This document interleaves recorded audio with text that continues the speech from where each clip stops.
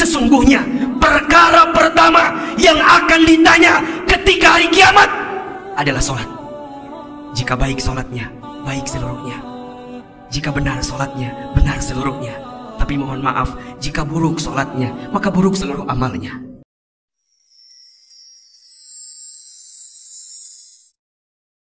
Hadirin yang dirahmati Allah, dalam sebuah hadis yang diriwayatkan oleh Al-Imam Al-Bukhari, disebutkan di sana an Abdullah bin Mas'ud radhiyallahu an, dari Abdullah bin Mas'ud radhiyallahu an.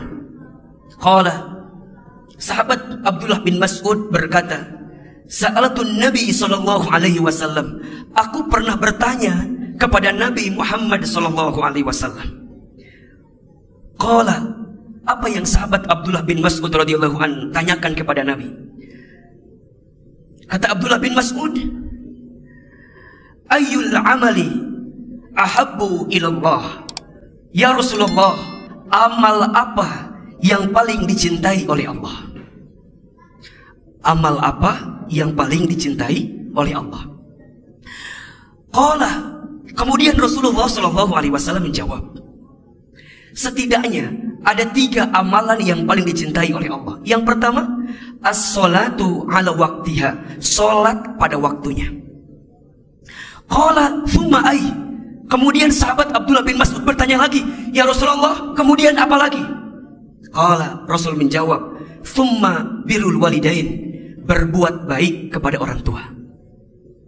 Qala thumma ay, kemudian sahabat Abdullah bin Mas'ud radhiyallahu an bertanya lagi, kemudian apa lagi ya Rasulullah?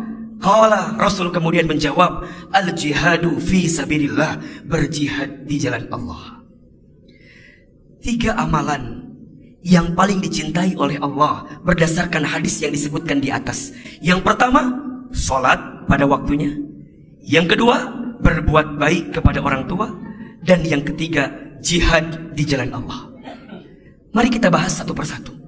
Yang pertama, amalan yang paling dicintai oleh Allah adalah sholat pada waktunya. Ustadz Hilman, kenapa harus sholat? Perhatikan dengan iman. As-sholatu imaduddin, sholat itu tiangnya agama. Satu bangunan mewah kelihatannya, tapi jika roboh tiangnya, apa yang terjadi? Hancur bangunan itu. Sebuah bangunan bagus terlihatnya, tapi tiangnya rapuh, apa yang terjadi? Maka hancur pula bangunan tersebut. Begitulah positioning sholat dalam diri kita, dalam agama kita. Begitu pentingnya sholat. Bahkan disebutkan dalam hadis yang lain, apa kata Nabi SAW? Inna awwala ma yuhasabu bihil abdu yaumal qiyamah as-sholat. Sesungguhnya perkara pertama yang akan ditanya ketika hari kiamat adalah sholat. Jika baik sholatnya, baik seluruhnya. Jika benar sholatnya, benar seluruhnya. Tapi mohon maaf, jika buruk sholatnya, maka buruk seluruh amalnya. Hadirin yang dirahmati Allah, begitu pentingnya sholat dalam kehidupan kita. Maka orang beriman tidak ada yang paling dia rindukan dari pendengarannya kecuali panggilan azan. Panggilan azan dia rindukan. Panggilan untuk menghadap kepada Allah, untuk mendirikan sholat, itu adalah panggilan yang dia rindukan dalam hidupnya. Maka setiap detak-detik, setiap waktu, setiap saat yang Allah anugerahkan kepada dirinya, hakikatnya adalah waktu di antara sholat ke sholat, sholat ke sholat. Kalau bukan sholat ke sholat, berarti sholat dan disolatkan. Itulah waktu yang dirindukan dalam hidupnya. Hakikatnya hidup kita hanyalah menunggu waktu sholat dan waktu disolatkan. Tadi pagi kita sholat subuh, kemudian nanti siang kita sholat zuhur. Kita bekerja, kita nunggu sholat asar. Kemudian kita kerja lagi, nunggu waktu maghrib. Kemudian rehat, nunggu waktu isya. Kemudian istirahat, nunggu waktu subuh. Itu yang kita rindukan dalam kehidupan. Kalau tidak bertemu dengan waktu sholat, maka saatnya kita bertemu dengan waktu disolatkan. Maka sholat bagi seorang hamba yang beriman adalah pintu kebaikan. Sholat adalah pintu jalan keluar. Sholat adalah pintu pertolongan. Sholat adalah pintu ampunan. Sholat adalah pintu kemudahan. Sholat adalah pintu ketenangan. Bahkan dengan sholat dia paham bahwa itu adalah pintu rizki terbaik untuk dirinya. Maka hadirin yang dirahmati Allah, Nabi SAW mengingatkan kepada kita, barang siapa yang menjaga sholat dalam hidupnya, kanat 'alaiha nuron wa burhanan wa najatan fi yaumil qiyamah, maka orang tersebut akan mendapatkan cahaya, orang tersebut akan mendapatkan penerangan, akan mendapatkan petunjuk, dan orang tersebut akan mendapatkan keberhasilan ketika nanti hari kiamat. Maka hadirin yang dirahmati Allah, ingin bahagia hidup kita, jaga sholat kita. Ingin mulia hidup kita, jaga sholat kita. Ingin lebih baik kehidupan kita, maka perbaiki sholat kita. Karena saat kita memperbaiki sholat, di saat itu Allah Subhanahu wa Ta'ala akan perbaiki kehidupan kita.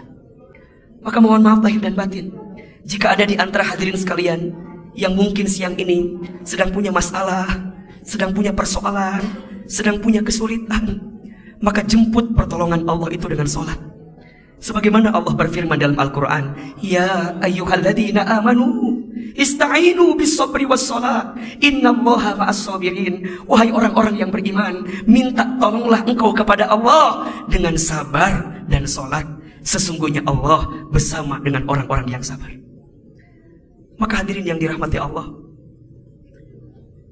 jangan pernah tinggalkan sholat. Hadirin yang dirahmati Allah, jangan pernah lalaikan sholat. Jangan pernah akhirkan sholat. Karena saat kita mampu menjaga sholat, Allah akan jaga kehidupan kita. Kalau kita bisa memperbaiki kualitas sholat kita, maka Allah akan perbaiki kehidupan kita. Dan ini menjadi amalan yang sangat dicintai oleh Allah Subhanahu wa Ta'ala. Naik level lagi, sholat di awal waktu. Naik level lagi, bukan hanya yang wajib, tambahin dengan yang sunnah. Misal sholat tahajud. Sholat tahajud itu sholat yang akan mengantarkan kemuliaan kepada diri seseorang. Sebagaimana Allah berfirman di surat Al-Isra ayat 79. Apa kata Allah? A'udzubillahi minasyaitonirrajim. Wa minal laili fatahajjad bihi nafilatan laka asa ayyab'asaka rabbuka maqaman mahmuda. Dan di waktu malam bangunlah, dirikan salat tahajud sebagai tambahan untuk hidup kamu sekalian. Niscaya Allah akan angkat derajatmu ke tempat yang paling tinggi. Maka mohon maaf lahir batin, yang hari ini sedang sulit, sedang susah, sedang punya persoalan dalam urusan dunia, maka jemputlah kemudahannya dengan menghadirkan salat terbaik kita di hadapan Allah Subhanahu wa Ta'ala. Yang kedua, amalan yang dicintai oleh Allah adalah berbuat baik kepada orang tua. Hadirin yang dirahmati Allah, Rasulullah SAW berpesan kepada kita, ridullah fi ridul walidain, wasuhtullah fi suhtil walidain. Ridhonya Allah ada pada ridhonya orang tua, murka bencinya Allah ada pada murka bencinya orang tua. Jika kita ingin mendapatkan ridhonya Allah, jika kita ingin mendapatkan rahmat kasih sayang Allah, maka Allah titipkan ridhonya bagi kita seorang anak kepada orang tua kita. Maka apa kuncinya? Muliakan orang tua kita, berbuat baik kepada orang tua kita. Karena sejauh apa, sebesar apa caramu memuliakan orang tuamu, maka di saat itulah Allah akan memuliakan kehidupanmu. Allah Subhanahu wa Ta'ala berfirman di dalam Al-Quran, surat Al-Isra ayat 23. A'udzubillahi minasyaitonirrajim. Wa qada rabbuka alla ta'budu illa iyyahu wa bil walidaini ihsana. Dan Allah telah memerintahkan kepada kamu sekalian untuk beribadah kepada Allah dan berbuat baik kepada orang tua. Orang tua itu keramat terbaik dalam kehidupan kita. Ingin pekerjaanmu mudah, muliakan orang tuamu. Ingin bisnismu lancar, muliakan orang tuamu.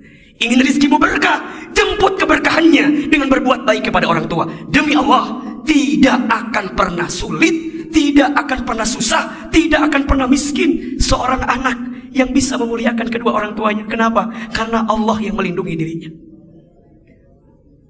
Bahkan disebutkan dalam hadis yang lain, apa kata Nabi SAW?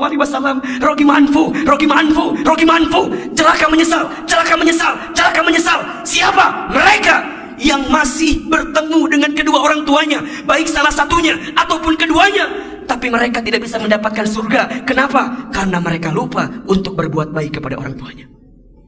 Maka hadirin yang dirahmati Allah, jika kita masih punya orang tua, hormati mereka, muliakan mereka. Wabil khusus ibu kita. Kenapa Ustaz? Ya, Satu kali ada seorang sahabat yang bertanya, "Ya Rasulullah, kepada siapakah kau harus berbuat baik?" Rasul menjawab, "Ummuka kepada ibumu." Kemudian, "Ummuka kepada ibumu." Kemudian, "Ummuka kepada ibumu." Kemudian, "Tsumma abuka," kepada bapamu. Ibu disebutkan 3 kali, ayah disebutkan 1 kali. Mengapa? Karena ada pengorbanan ibu yang tak dilakukan oleh seorang ayah.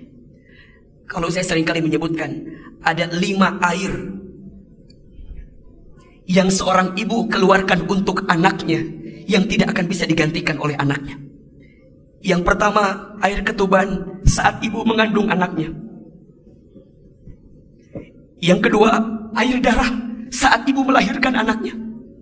Yang ketiga, air susu saat ibu menyusui anaknya. Yang keempat, air keringat saat ibu merawat dan membesarkan anaknya. Yang kelima, air mata saat ibu menangis mendoakan anaknya. Yang 4 dan 5 seorang ayah lakukan. Tapi 1, 2, dan 3 hanya seorang ibu yang melakukan itu. Maka hadirin yang dirahmati Allah, jika kita masih punya orang tua, hormati orang tua kita, muliakan orang tua kita, dan mohon maaf lahir dan batin jika hidup kita hari ini menemukan kesempitan, kesulitan. Coba evaluasi, mungkin ada perbuatan kita yang pernah menyakiti orang tua kita, dan itulah yang mengantarkan kekecewaan dalam kehidupan kita. Ustaz Hilman, bagaimana kalau orang tua kita sudah wafat? Bisakah kita berbuat baik? Bisa. Ada 3 yang dirindukan oleh orang tua yang sudah meninggal dari anaknya. Yang pertama, orang tua merindukan doa, wabil khusus istighfar anaknya untuk orang tuanya. Yang kedua, orang tua merindukan kebaikannya dilanjutkan oleh anaknya yang masih hidup. Artinya apa? Orang tua ingin sekali anaknya soleh. Orang tua ingin sekali anaknya baik. Maka hadirin yang dirahmati Allah, kalau orang tua kita sudah wafat dan dulu kita belum sempat berbuat baik sama orang tua kita, maka berazamlah menjadi anak yang soleh, karena doa anak yang soleh akan sampai kepada orang tua yang sudah wafat. Dan yang ketiga, orang tua merindukan sedekah anaknya yang diniatkan untuk orang tuanya. Kalau kita dilebihkan hartanya, silahkan kita berinfak, bersedekah, niatkan untuk orang tua kita. Jika hidupmu ingin mulia, muliakanlah orang tuamu. Jika hidupmu ingin bahagia, maka bahagiakanlah orang tuamu. Dan yang ketiga, amalan yang dicintai oleh Allah adalah al-jihadu fi sabilillah, berjihad di jalan Allah. Apa maksudnya Ustaz? Jihad itu artinya bersungguh-sungguh dalam menjalankan setiap ketaatan kita kepada Allah. Hidup kita tidak lama di dunia ini, sebentar. Maka sibukkanlah dengan bersungguh-sungguh di jalan Allah. Allah Subhanahu wa taala berfirman di surat Al-Baqarah ayat 218. A'udzubillahi minasyaitonirrajim. Innalladzina amanu, sesungguhnya orang-orang yang beriman, walladzina hajaru, dan orang-orang yang berhijrah, wajahadu fi sabilillah, dan orang-orang yang berjihad di jalan Allah, ulaika yarjuna rahmatullah, mereka mengharapkan rahmat Allah. Wallahu ghafurur rahim, dan Allah Maha Pengampun lagi Maha Penyayang. Hadirin yang dirahmati Allah, teruslah berjalan di jalan Allah Subhanahu wa taala. Jihad itu bersungguh-sungguh dalam setiap kebaikan. Seorang suami yang mencari nafkah bagi keluarganya, selama dia niatnya tujuannya karena Allah, maka dia sedang berjihad fi sabilillah. Seorang ayah yang dia keluar rumah mencari nafkah bagi keluarganya, mencari nafkah yang halal, tujuannya untuk Allah, maka kita sedang berjihad di jalan Allah. Seorang pejabat, seorang pemimpin yang diberikan amanah dengan kepemimpinannya, kemudian dia menjaga amanahnya dengan baik, dia berikan kebijakan yang baik, dia memberikan sesuatu yang terbaik, maka dia sedang berjihad di jalan Allah.